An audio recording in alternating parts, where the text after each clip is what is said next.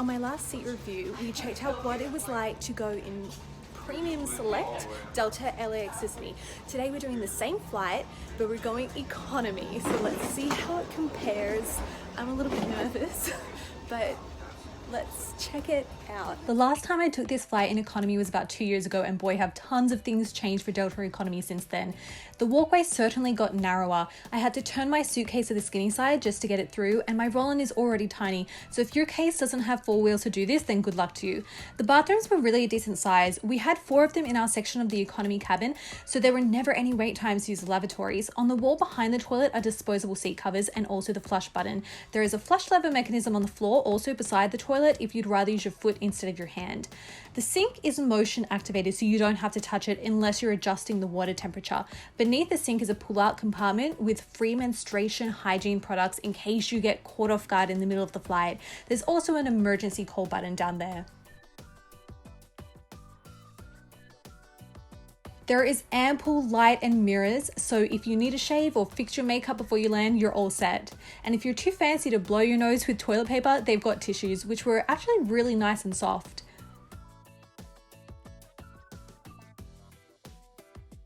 And there you've got a coat hook on the back of the door.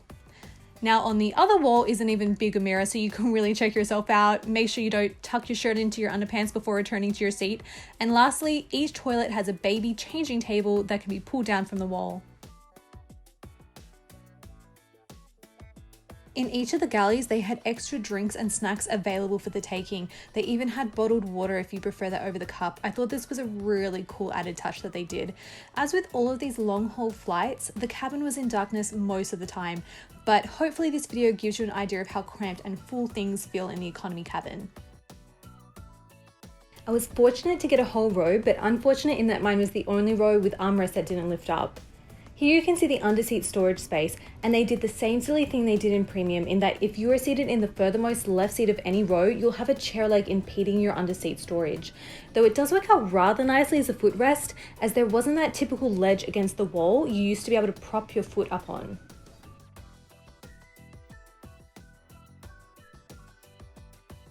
In this shot, I want you to look at the man across the aisle and note where his legs and knees are compared to the seat in front of him. At 5'4", it's never a huge issue for me, but for someone taller it could be. Also check out the couple behind him to further gauge the personal space situation. It's a bit cramped.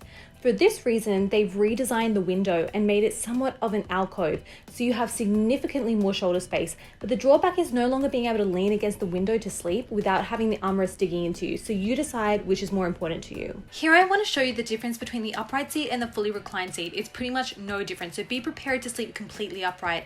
Traveling with someone you know is great because that way you can just lean on each other, because Lord knows the bend in those headrests isn't strong enough to lean your head against. In this shot you can see how much room there is between your seat and the seat in front of you when the seat in front is fully reclined. Of course you gain back some space by reclining your own seat, but it's marginal.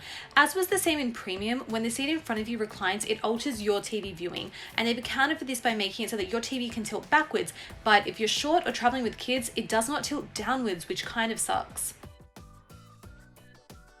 You've got a good amount of backseat pocket storage. It's deep and can be put out pretty far, as you can see. Now, the new table design I really love. It's got this super handy half table option and an indented space for a cup and either a snack or your phone.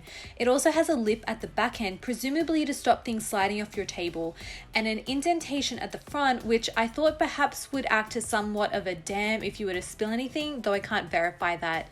But as you can see, the whole thing was super easy to fold in and out with just one hand.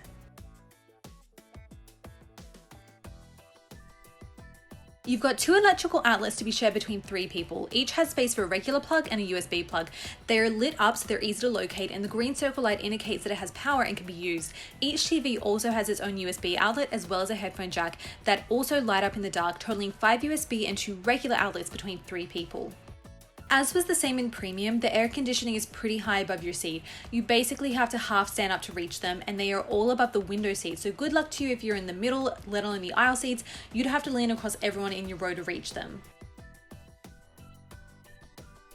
The economy blankets are pretty thin, but what they lack in coziness, they make up for in size.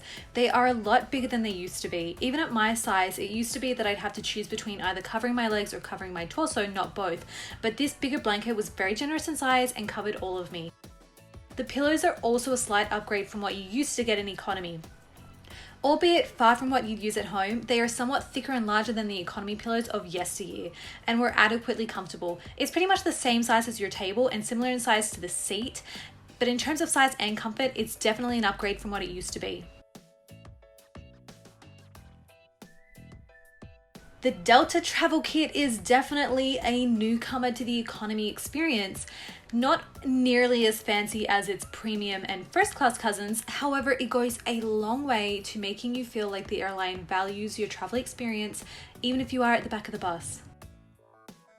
Prior to dinner, you're given a warm hand towelette to clean your hands.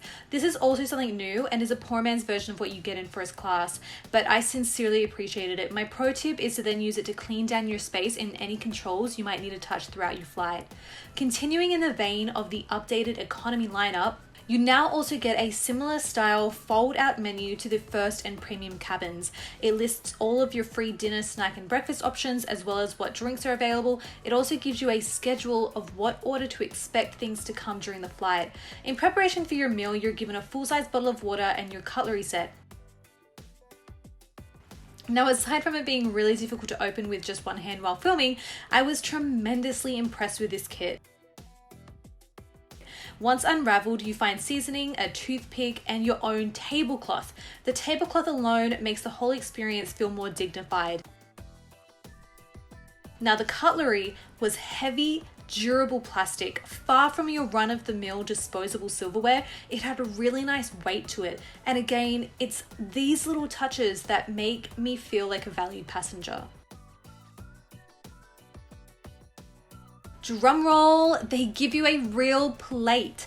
Sure, your meal still comes in a container, but there is nothing stopping you from just transferring the food from the container onto your plate and eating your meal that way. The option is totally yours. Now, as for the food itself, well, unfortunately to say, it was pretty horrendous. I don't typically have any issue with airplane or hospital food. To me, food is food and free food is even better, but this was just not good. You do get your own miniature Ben & Jerry's ice cream cup, which is kind of neat. The mid-flight snack was also so-so. I'm not sure if they just overcook these bread-style mid-flight snacks because they always seem just way too hard. Breakfast was fruit, yogurt, and a breakfast muffin. This was also disappointing. The English muffin was hard, the egg was rubbery, and the cheese had this really weird, gross taste to it. I want to strongly reiterate here that I'm not a picky eater whatsoever. This just wasn't good. And about 25 minutes prior to landing, they bring around a basket of mini Toblerone chocolates. This was a really nice touch, and again, just echoed the treatment you would get in upper class cabins. In conclusion, the seat is cramped. That is just a fact, and flying in this cabin means you will be upright for the entirety of your flight. And no, it is not comfortable. But Delta has gone to great lengths to try to take your mind off of that during the flight. No longer are you made to feel like a garbage person traveling in a flying trash compactor. The service provided is outstanding in comparison to what economy travel used to be.